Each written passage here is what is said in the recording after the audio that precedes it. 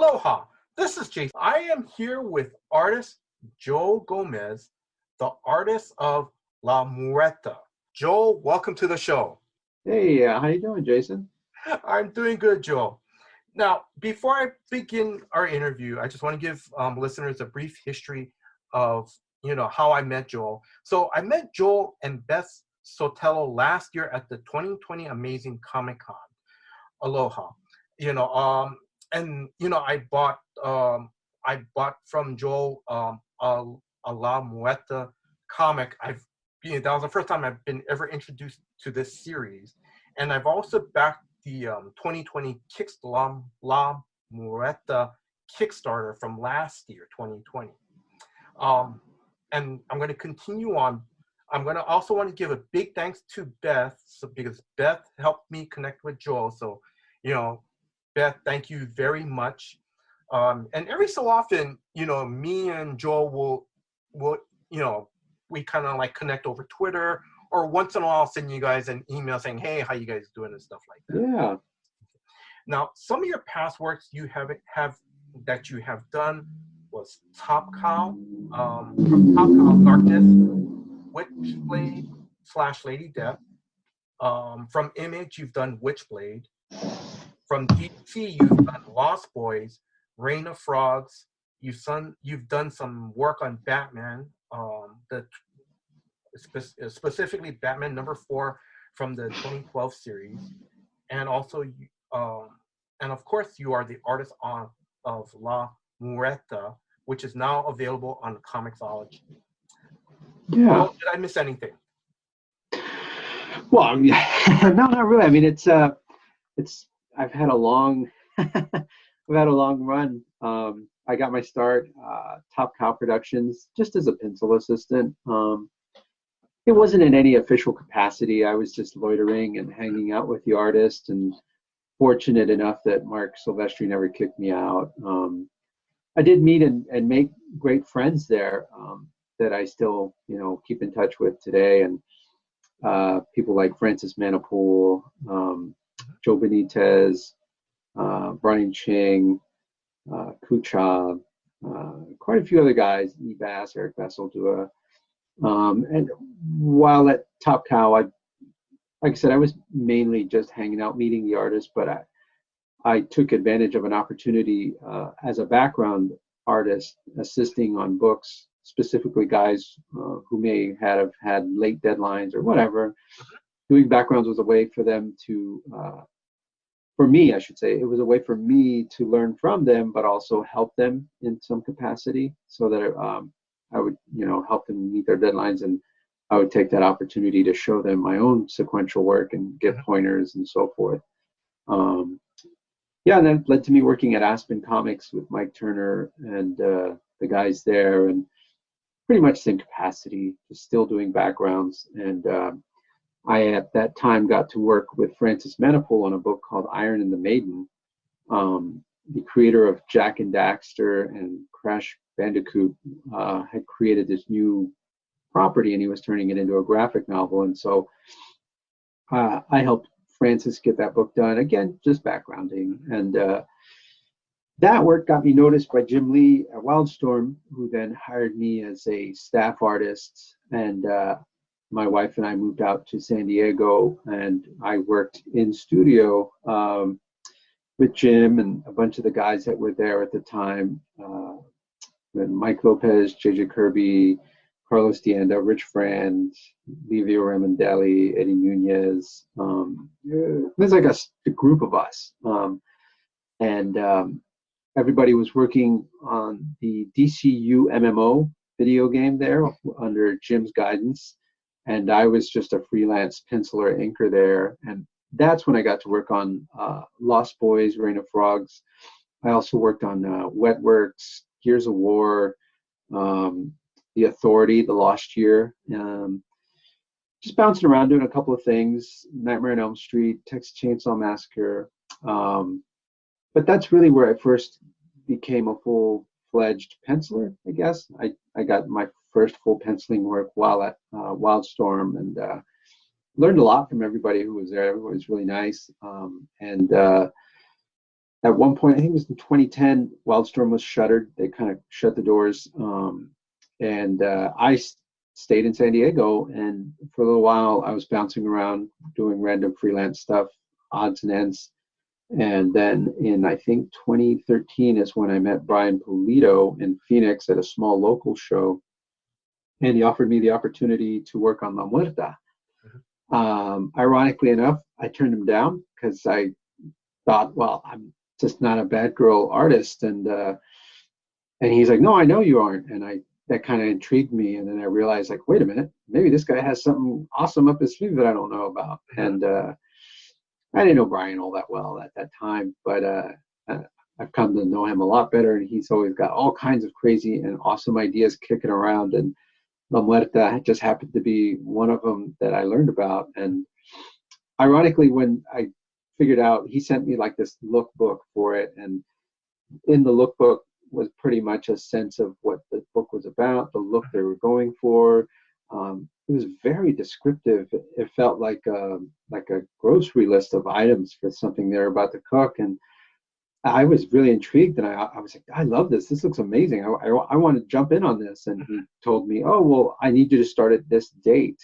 And I was like, I can start the following month because I'm wrapping something up. And he's like, no, I'm sorry. I guess this isn't going to work out. And my jaw just hit the floor. I was like, oh no, did I just miss out on this awesome thing that I could have been a part of? And but it wasn't my fault or his fault. It just, the schedule, they didn't work out, you know? Yeah. And so he was super nice about it. And then like, I was like, oh man. And then like a month passed or something. And then he reaches out to me via email and he's like, hey, by the way, it didn't quite work out like I was hoping. Might you still be available? And I was like, hell yeah.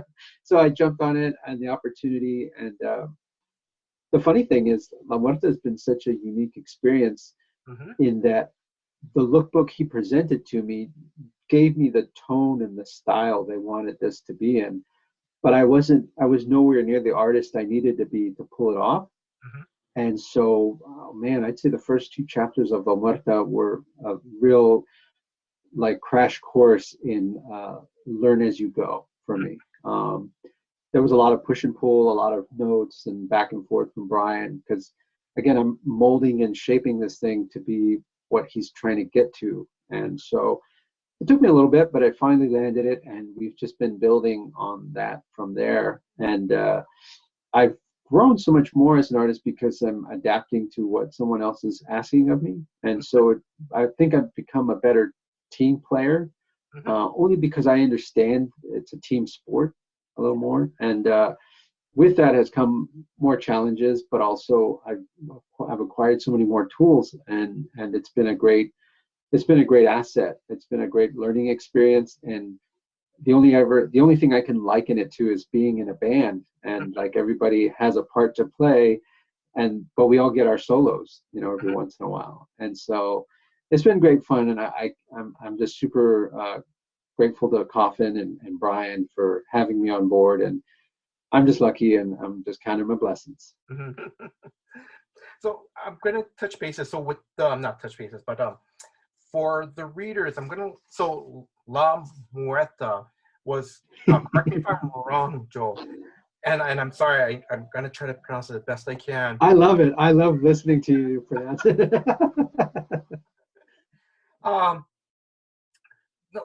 Now it was created. Now, correct me if I'm wrong. It was created by Brian Pulido and Mike McLean. Is that correct?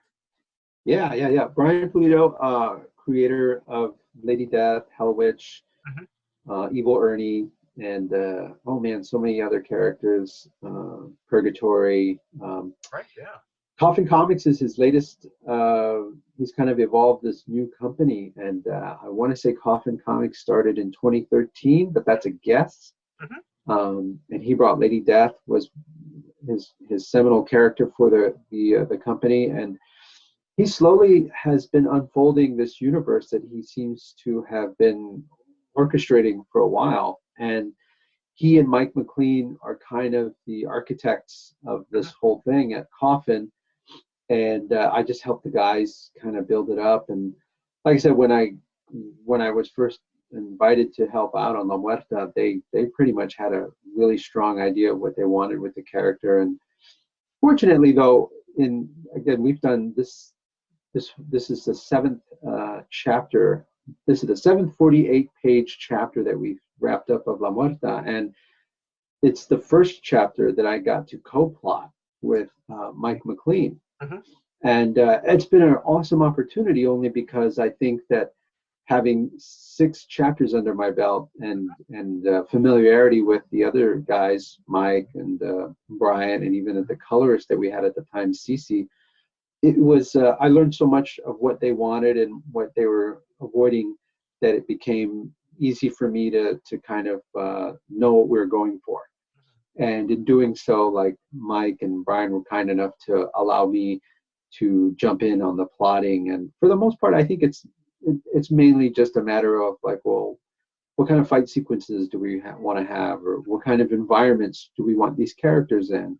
And it's a neat opportunity that Mike has provided to me that allows me to say, like, oh shit, what if we had an awesome fight scene on the top of this building or whatever? And so just to add a little more creative stuff to the art, that he and I can kind of play up a little more, that then we can choreograph certain things, or maybe even an action sequence, just to up the ante and keep things fresh with what we're presenting, so that it's not always the same old punch around kind of fight sequence, and it's been a thrill. I'm really grateful for the chance, So now this current chapter that you guys are is actually have finished already. It's titled Correct. Onslaught, correct? Is this the one that? Yes. Okay, so it's Onslaught, and it's a Kickstarter that's going to start on May 12th. Correct. Okay, all right. And then I'm going to just backtrack a little bit. So for the listeners that may not know the character, may I ask, can you give like a brief origin story of her? Yeah, absolutely. La Muerta is the story of a character named Maria Diaz. She's a former Afghan war veteran who comes back from a tour of duty overseas. And while visiting her family, they're gunned down by a local drug cartel. And they're left for dead, but little do they know that Maria actually survives, just barely. She survives the attack. And the cartel even goes so far as to burn her house down, and she barely escapes with her life.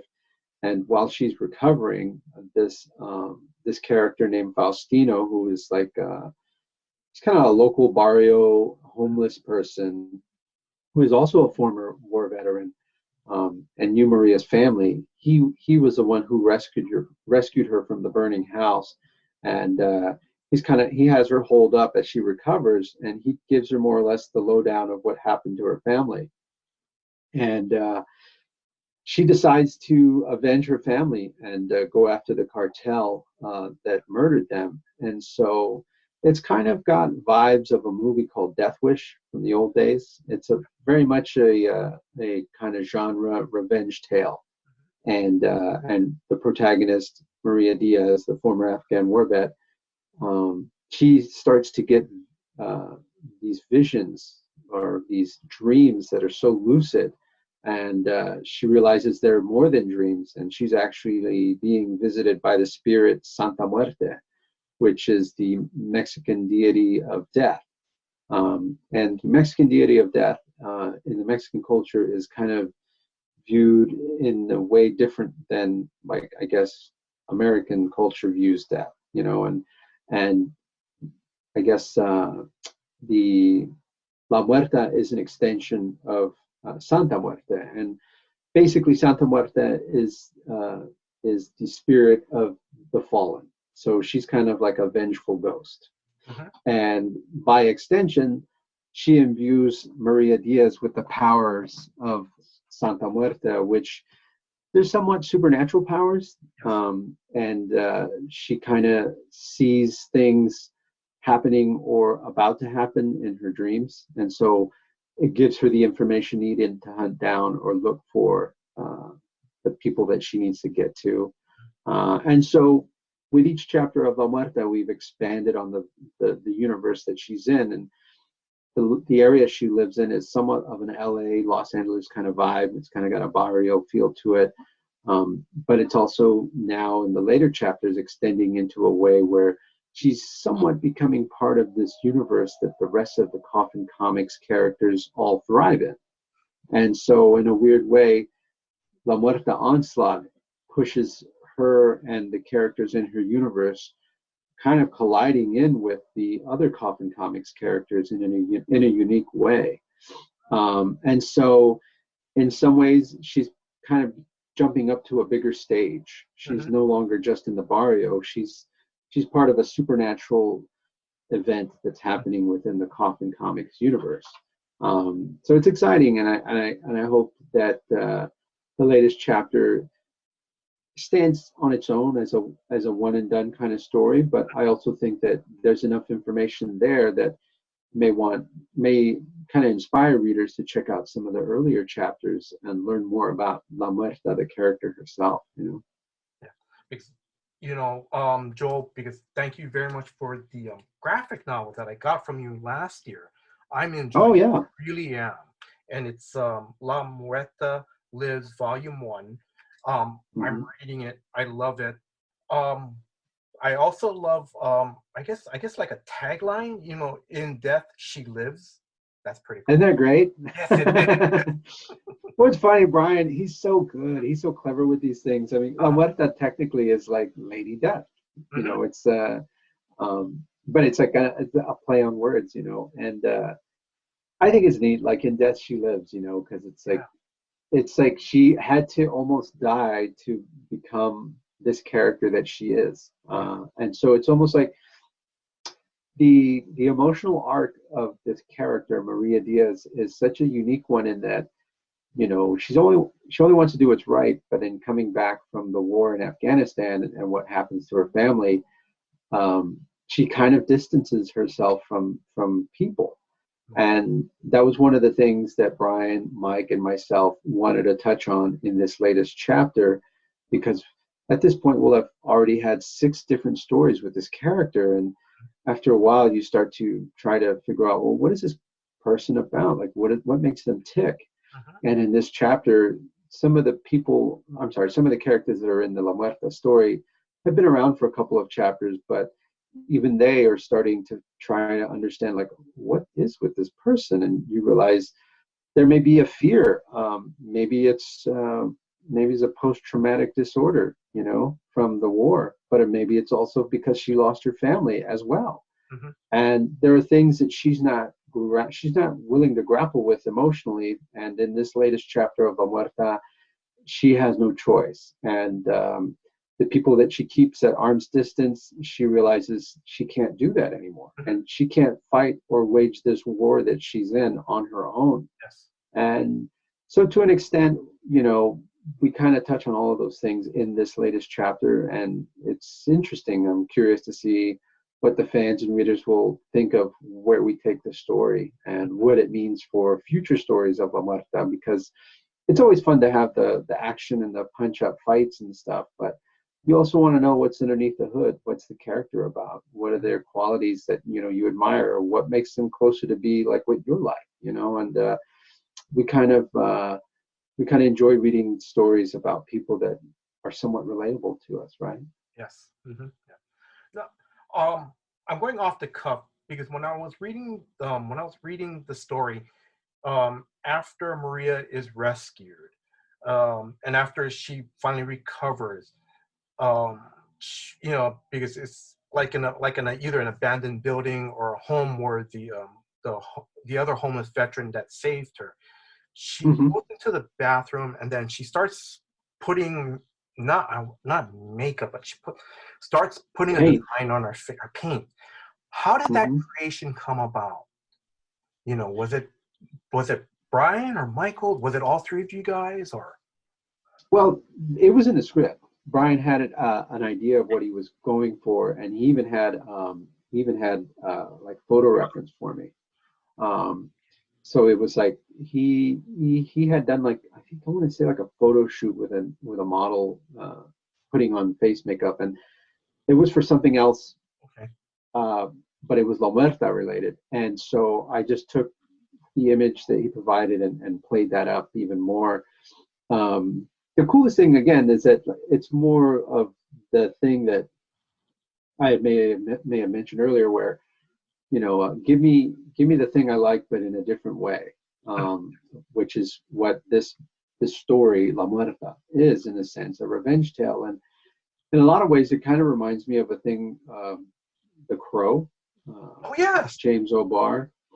So that there's elements of that in the same kind of vein, um, but not. It's still different, But there's qualities that kind of like ring throughout, And so, and I think that's the thread that Brian's always pulling on, and it's like this timeless quality that he's shooting for. And so, what I think we do is we're changing the window dressing, so to speak, but we're kind of sticking to a very classic kind of a tale. You know what I mean?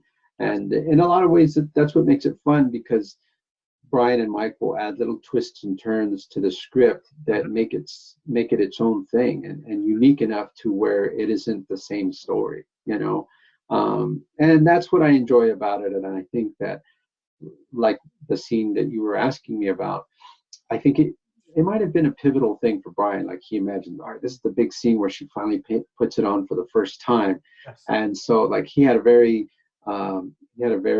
clear, decisive look that he was like, we want this. And I'm like, you got it. And we did it. You know what I mean? So, but he knew what he was doing. You know what I mean? He knew the way it was going to fit and how people were going to read it. And it's neat. It's neat to see that and to experience it. And then, so that next time we do something else, I'll remember that experience and be like, oh, that's right, Brian set that up like that. And so it just makes it a fun thing to anticipate in future things, because it's like learning improv with somebody. And you realize, like, we're all flying, or we're all trying stuff off the cuff here, but there's a method to our madness, I guess. And the more experience I have with Brian and Mike, the more I realize how much in synchronicity I could be with what they're trying to do. Oh, okay, that's pretty cool. And that's nice that Brian gave you like reference photos of it. Oh yeah, man. Yeah. Well, again, like I said, I know when he's very like laser focused on something, because I'll get all kinds of stuff like, hey, here's the photo ref, or here's the color of the sky I wanted to see, and I go, oh, okay. And so then at that point, it's up to me to amplify the things he wants seen. Off the cuff, have you done a panel where it's just all black and you just see La Muerta's face? Oh yeah. I did that quite a bit in the earlier chapters, because I was still learning because it's a crime noir. Yes. And so when I saw the lookbook Brian gave me, I saw how many. He had stuff from El Mariachi in there. He had stuff from The Crow in there. He had a bunch of like old crime noir photos in there. And so there was a lot of real high contrast lighting. Sin City, the movie, was in there. And so I knew that he wanted this, like, a lot of single light source with lots of shadows kind of thing. And so for the first two chapters, I was going nuts trying to do that as much as possible. And then around chapter 3 and 4, I toned it down a little bit and started using my own version of that, But for the first two chapters, I was trying any kind of like visual trope that would help, like, make it, look, you're reading a crime noir, guys. Look, there's Venetian blind shadows on everybody's face, like, stuff like that. And then once you realize, like, all right, I did that to death. Let me try something else so it's not so stale. You know what I mean? But in the early stages, oh my gosh, I would, like, any chance I would get to put her in an alley and just have her face like pop up as a really white contrasty thing, I did it. There was a lot of fun stuff to play around with that. All right. So Onslaught is the new chapter. Without giving any spoilers, can you what is this current story about? Without giving out Onslaught. Yeah. You know what? The Onslaught was a fun thing to work on, because started early with Mike, and I told him this needs to be like about family. Hmm. And then because here's the thing, like every chapter, we know there's going to be some big drawn out fight. Hmm. So that has to happen. So we don't even really bring that up because we know we're going to have that. Yeah. But Hmm. the underlying foundation or the core of the story has to be something else. Hmm. And so we window dress it to be the thing you want it to be, but underneath, you're going to want to care about the characters because they're going through something or experiencing something that isn't completely read on the surface. Hmm. And in this chapter 7, La Muerta Onslaught, we throw everything at La Muerta from the Coffin universe, and she's kind of inundated with all these new characters that aren't from her neighborhood, so to speak. But at the core of the story, the message is the fact that Maria Diaz just doesn't let anyone into her life. And so she's surrounded by all these people who support what she does as the character La Muerta, but she won't let them in. And through this action-packed issue, we take little beats within the story to amplify that situation. And by the end of the story, there are decisions made, and Maria has to consider things differently than the way she did before because she needs these people. Hmm. And so we try to, play that part up as much as possible and still give you the summer blockbuster action sequences. That's pretty cool. And Joe, before we started, like I said, when this Kickstarter comes out, I'm definitely backing it. You know. Oh, thanks, man. Oh, Yeah, we're excited. We're hoping people enjoy the new story. oh yes.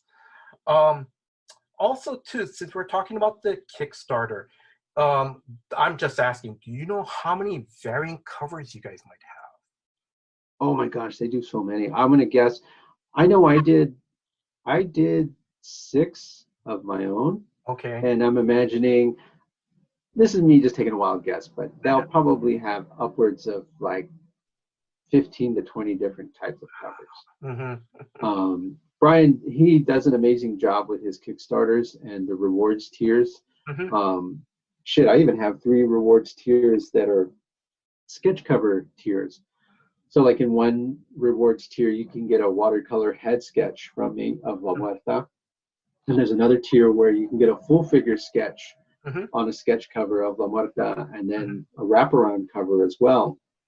So they really do a good job of presenting a large variety of Yeah. rewards Yes. tiers. You know what I mean? Yeah. Yeah, so Brian, he does such a great job with his Kickstarters. Yeah. And last year when I backed up last year's one, I was just expecting, I was just expecting, just the regular. I think it was the 40H comic book. I was just expecting that.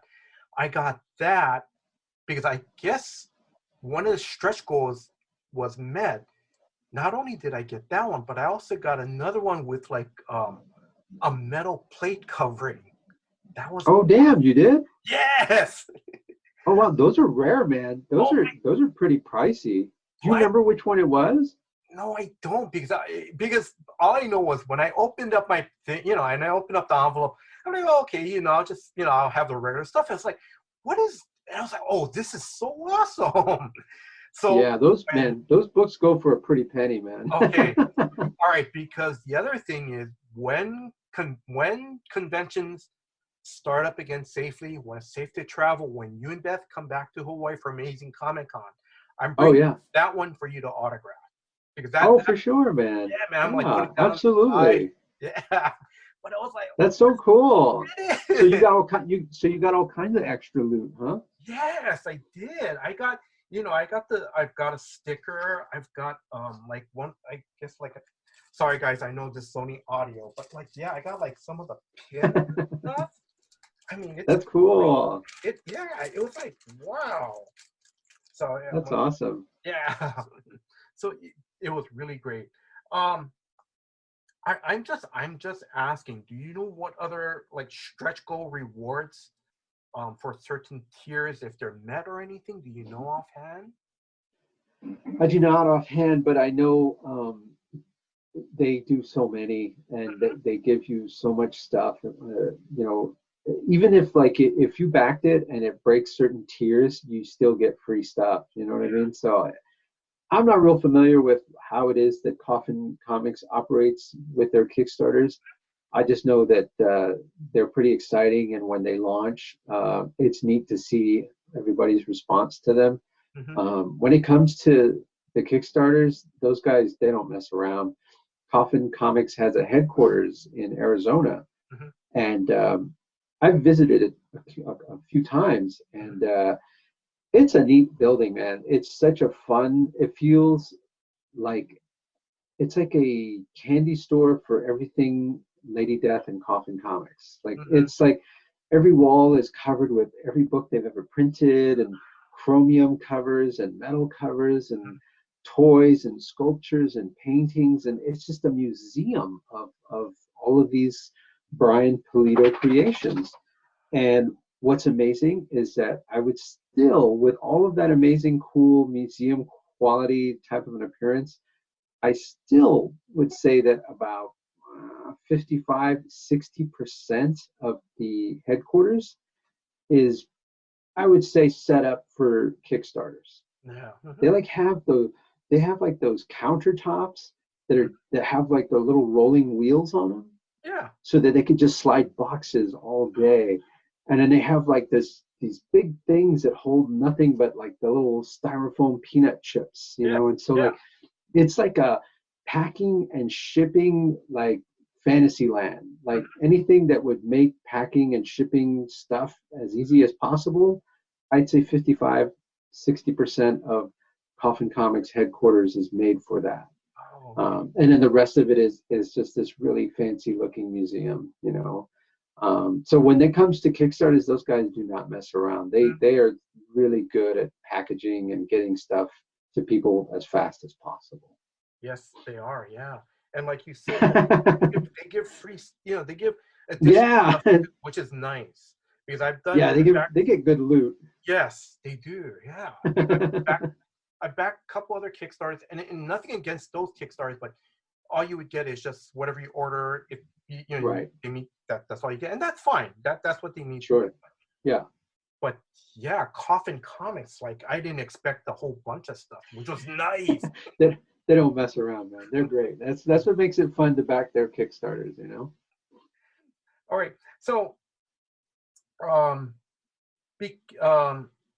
asking this question, and let me preface this first because we kind of sort of know what how much comic books are sold per month, or we know how much like followings for Batman. We know how big Batman fans are, Spider-Man and so forth.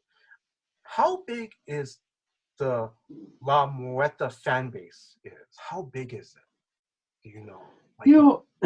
It's hard to say. I know that it keeps growing.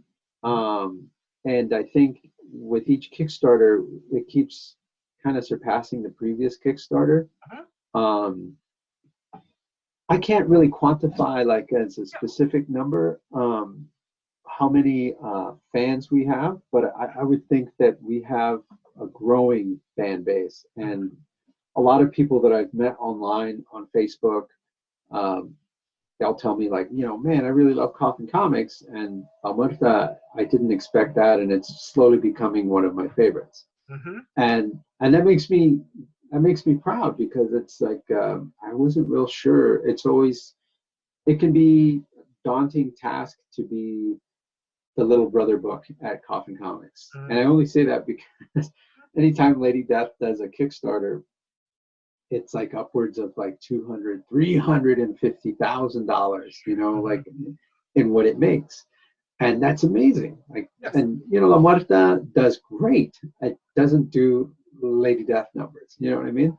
But Lady Death has been around since the early 90s, and I think maybe a big portion of that fan base, maybe it's from them. I don't know. But because La Muerta still keeps going and we keep growing, it's very reassuring, and I can't imagine not working on something La Muerta related just because of how many people respond to it. And it's a lot more than it used to be. it just keeps growing, and I just keep my fingers crossed that people are enjoying the stories that we're putting together, Brian, Mike, and myself, and just to have the opportunity to tell another one, I relish the notion. Mm-hmm. Now, do you see any cosplayers at conventions? Doing La Muerta. The last time I was in Phoenix, oh man, I want to say 2 years ago, but it was obviously before the pandemic. Phoenix Comic Con, I had come across two cosplayers, and I was like, wow, this is amazing, because I'd never seen that before. I'm curious, man. It's been a little bit of a hiatus with shows. I'm excited to attend shows and see if maybe there'll be a couple more. Who knows? I'd love to see it. I'd love to get a couple of pictures with them. I have yet to have a picture with a cosplayer. Oh, but like you said, that's so exciting. But yeah, did they stop by the table? What was the interaction? Oh no, it was at I think it was at a Coffin Comics signing at their booth. Okay. And so because Coffin is in Arizona, when they do the Phoenix show, they get a really big booth, and I had an artist alley table at the same show, and I got a text from the Coffin guy saying like, hey, come to our booth at this time, we're going to have a big signing. And I was like, oh yeah, that's cool, because anybody who was around. And when I got there, I was just signing books next to Brian and Mike, and that's when I saw the cosplayer, and she had like a sombrero, and she had like the guns, and she was part mariachi, part La Muerta, and I was like, oh, that looks so badass, but I didn't really get to take advantage of the opportunity because I was signing, and it only dawned on me after, and I walked away from the booth, and I was like, oh shit, I should have said something, and I kept on, oh, I'll probably see her tomorrow, or she'll be walking around. Yeah. And I didn't see her. No, but sorry, excuse me. But like I said, that must have been so cool to see. I mean, even though yeah, it's really neat, man. Oh, it's awesome. It's a neat experience. I don't think it's something that goes away, where you're like not excited to see somebody dressed up in the thing you draw. That's so cool, man. That's amazing. All right. Let's see. Any word for La Muerta being option for a movie or a limited series? There was talks right before the pandemic, and there was she had been in discussions at a studio. I don't know. I kind of feel like maybe the whole pandemic thing and everything after kind of put that on the back burner. But who knows? And besides, that kind of stuff isn't really happening till it's happening. So many things could be signed, and people could be on board, and until they actually start rolling film, it's nothing until it happens. And so seems like there's some rattlings about, but we'll see. Only time will tell. We'll keep producing kick-ass comics and hope that that'll be enough to generate more interest in that again. Wow, that's pretty cool. At least there's some talks, but like you said, until they start filming and everything, Yeah, you can give yourself like an afternoon to be excited about it. Yes. But then you just kind of have to put it away in the back of your mind, because you'll go crazy with that. And the way those things function are way beyond my comprehension. Mm-hmm. So I'm better served if I put my energy towards making more books, Yeah. All right. Let's see. Do you guys have any future stories where maybe she may return to Afghanistan, or maybe go to Japan in future stories? Because when I refer to La Muerta going to Japan, I saw that Ronin cover that you did for the from script to final page on Coffin Comics TV. It's a YouTube show, a channel. Yeah. So the Coffin Comics channel. Yeah. Yes. No, thank you. It's funny that you say that. Mike and I, we were starting to work on the next chapter of La Muerta a couple months ago, and then Brian gave us a new kind of list of orders, and he said, "Put that on the back burner, guys. We got this other thing." But before we put the pause button on it, Mike and I already had Maria on somewhat of a road trip. So she was going to be leaving the barrio and headed somewhere else. And we thought the change of scenery would help create some interesting action sequences and new characters for her to meet and plot lines that maybe we could revisit later down the line. And so, yes, in some ways, I think we're going to we're taking La Muerta out of the ghetto, but we're not taking the ghetto out of La Muerta. Yes. So we have her visiting other new places, but I think that's all I can say for now. But they will be somewhat, again, character related in the way that the places she'll be going to will be adding more to her backstory, or just more to what she's about than what the than what the readers know at the moment. Okay.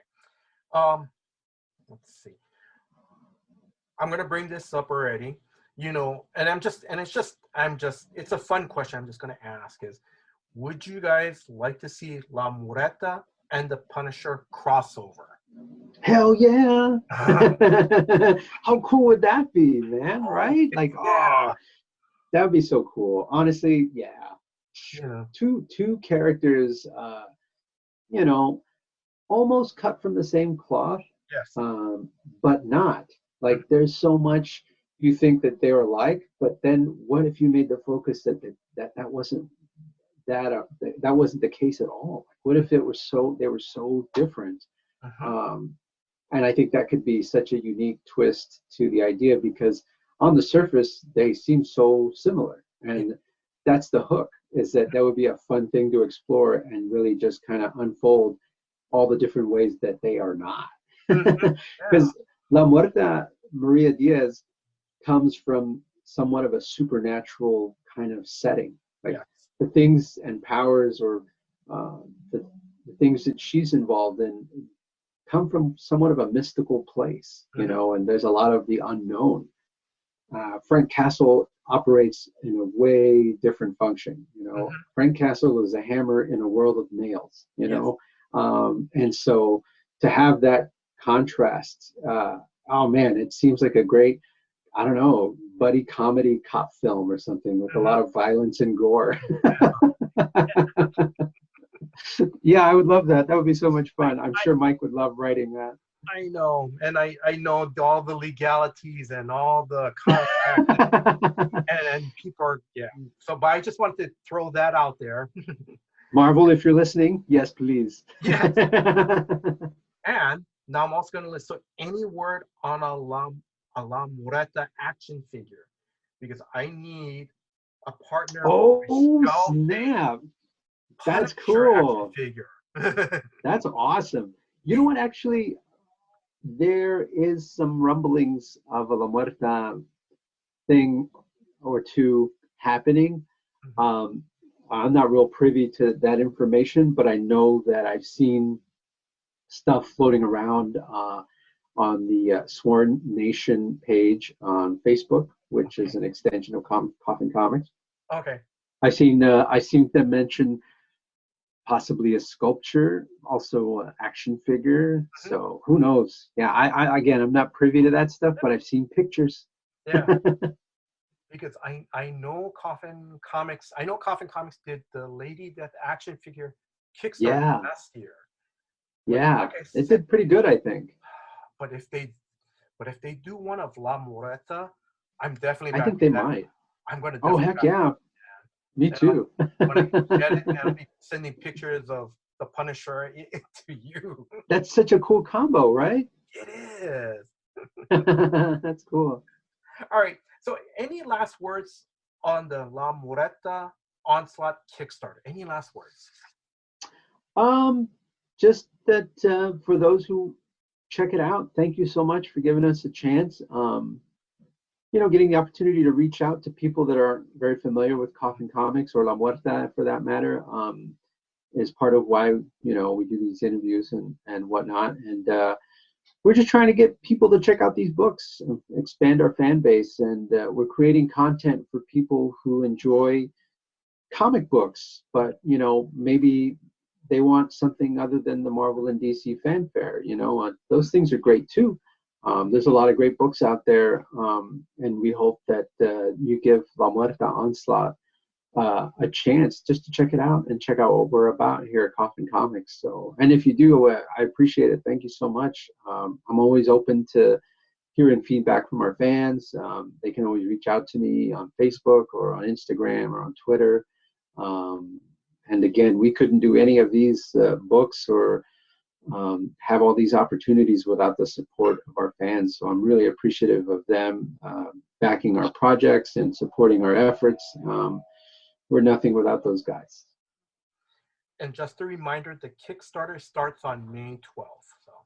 Yes, thank you very much. May 12th, guys, please check it out. All right. So, okay, so Joel, I'm slowly winding down. So I've got, some final questions before we go into the fun question part. So John from the Comic Book Page podcast submitted this question. Since most Comic Cons are on hold due to the pandemic, are you doing any commissions? Yeah, I do quite a few commissions. People can email me at joel@joelgomez.net to find out more. Okay. Yeah, I do sketch covers, 9x12 and 11x17 size commissions. And if they email me, I can send them the breakdown and examples if need be. So yeah. Okay. All right. Now, Drew submitted, what's your dog's name? Colonel Mustard. Colonel Mustard from Clue. Yeah, I know. I have a little wiener dog, and his name's Colonel Mustard.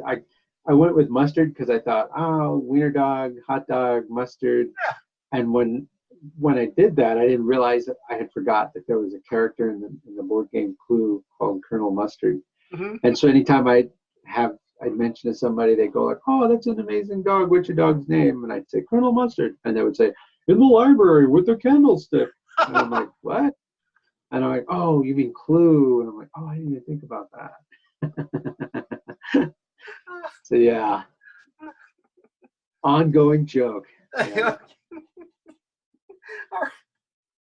All right. So Drew from Comics for Fun and Profit submitted this question. Where do you see the comic industry going in 2021? 2021. Well, I mean, we're almost at the halfway mark, right? Mm-hmm. I don't know.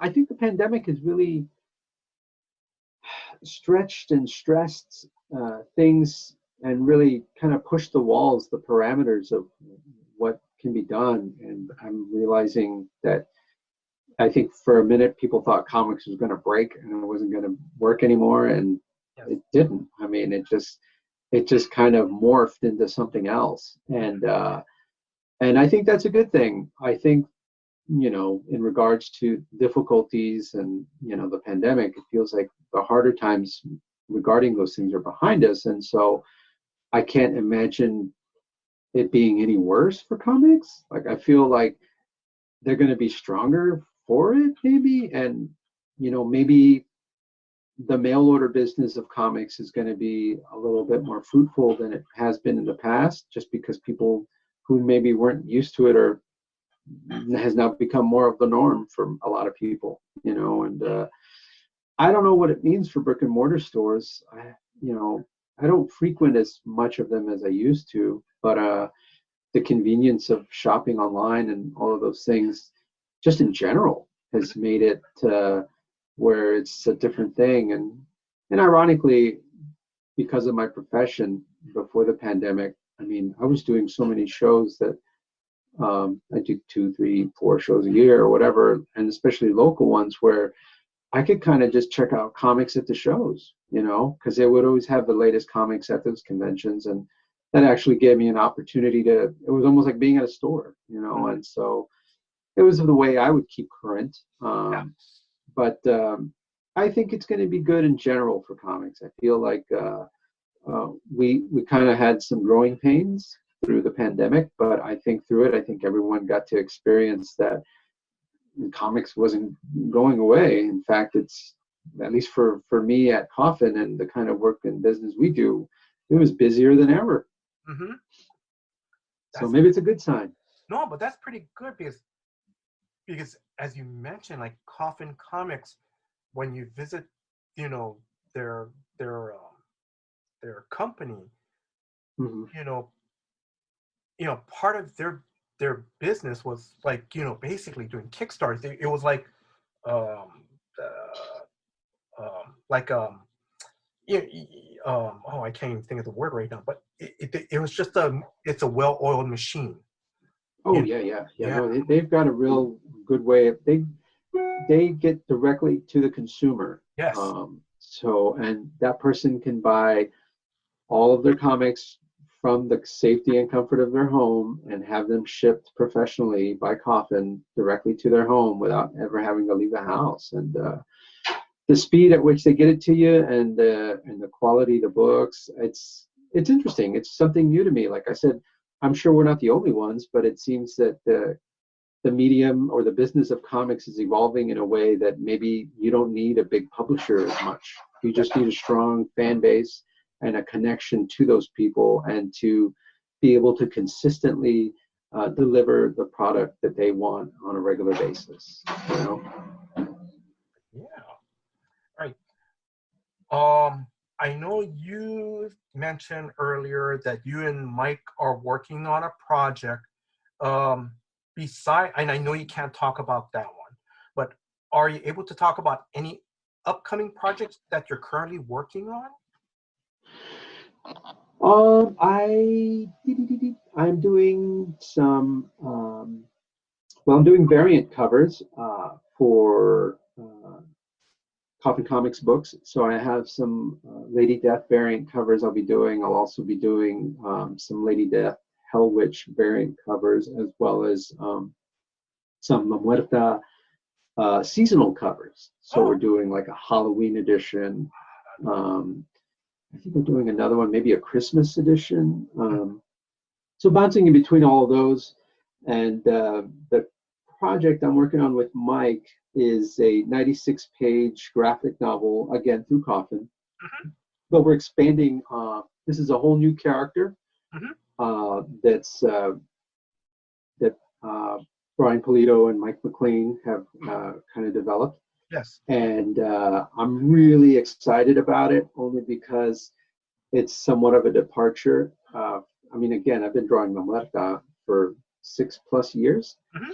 And so this is the first time I'm not drawing her in a book. So, and this book has got a very interesting twist to it. And I just can't wait for people to check it out. Okay. All right. All right. Now I'm going to move into the fun questions. Okay, I like it. All right. What was your best convention moment or moments? Whether it was meeting a creator or a media guest or... All right. Well, one of them was it had to be my hands down favorite. I was at New York Comic Con. Mm-hmm. It must have been in 2010. Okay. And the floor had just opened on Friday.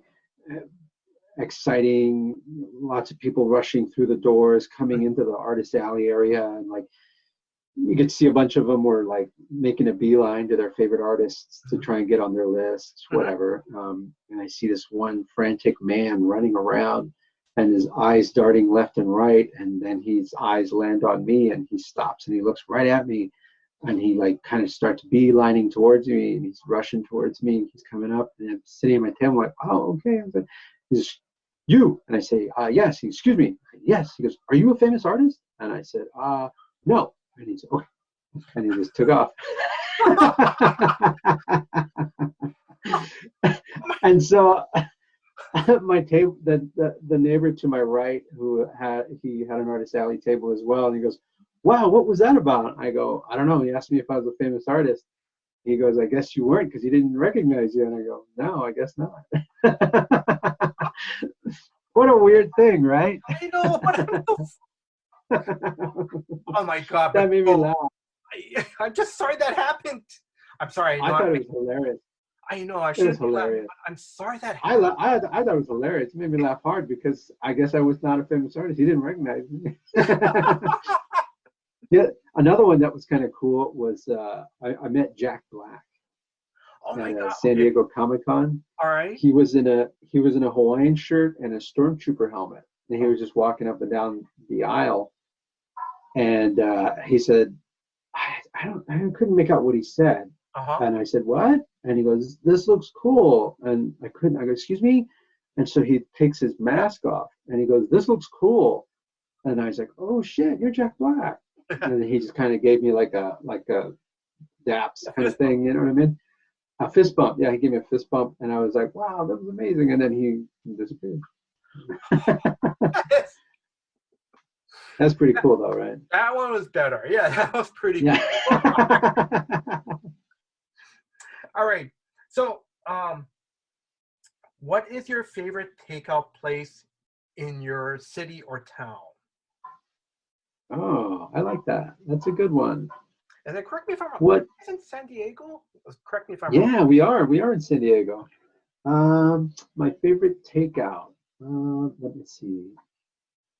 Well, there's this food truck right by me called Shawarma Guys, Oh, okay. and they do like shawarma and falafel and all that. It's really good. And they use like this Kobe beef, Oh. and so they do like these Kobe beef fries. Uh-huh. And so like on Fridays when I'm feeling like extra, like, all right, it's Friday, Yes. I'll order like I'll place an order of the shawarma beef fries and share them with Beth, and we'll make the most of it. But yeah, that's probably our favorite takeout food. Oh, that's pretty cool. Okay. Can you promote your social media platforms? Oh, sure, sure. On Instagram, you can find me at Joel Gomez Art, Mm-hmm. all one word. And yeah, I'm always posting warm up doodles on there, whatever. Yes. On Twitter, Joel G. You Mm-hmm. can find me on Twitter. The O in Joel is actually the number 0. So it's J0ELG. That's my handle on Twitter. And then on Facebook, Joel Gomez Artist. You can find me on there. Mostly Facebook, I just post La Muerta related Coffin Comics stuff on there. And then my personal sketches and everything else I post on Instagram. Okay. All right. Any last words to our listeners? No, just that I hope to see some of you guys out on the convention circuit sometime soon. I'm really glad that we're slowly starting to crawl back to some sort of normality, and I'm hoping everybody is staying safe and sane out there, and slowly getting everyone vaccinated so we can all meet and do fist bumps at the conventions together. Mm-hmm. All right. Joel, thank you very much for your time. Thank you for doing this interview. Thank you very much. Oh, thanks so much for having me, man. I really appreciate it, Jason. Thank you for your time. No. And then, of course, when Amazing Comic Con comes back to Hawaii, when you and Beth come down, I'll see you guys. Oh, yeah. We'll have to hang out. Until next time, guys, aloha. Aloha. That was my interview with artist Joel Gomez. It was great talking story with Joel. Now, please forgive me. I know my pronunciation is bad, and I'm going to do my best. The La Muerta Onslaught Kickstarter campaign starts on May 12th. If you can afford to, please back this campaign. I'm definitely going to. And if you are interested in picking up and reading other La Muerta stories, check out coffincomics.com and Comixology. And please check out Coffin Comics YouTube TV channel and look for Joel Gomez from script to final page as Joel talks about his process. Now I want to say mahalo, thank you in Hawaiian to a few people who made this episode possible. First off, I want to thank Beth Sotelo, Joel's wife, for helping in arranging this interview. And I want to thank Joel for his time. Joel, it was great talking to you. Thank you very much. And I also want to thank Drew, the Comics for Fun and Profit co-host, for letting me contribute to his podcast and for doing all the heavy lifting behind the scenes in putting this episode together. So Drew, thank you very much. Now, if you are a new listener to the Comics for Fun and Profit podcast, please check out their weekly episode that comes out every Saturday. Drew and Kyle do spec picks on new releases that comes out every Tuesday and Wednesday. And finally, I want to thank you, the listeners, for your time. And thank you very much for listening to this episode. Thank you very much. Until next time, guys, aloha.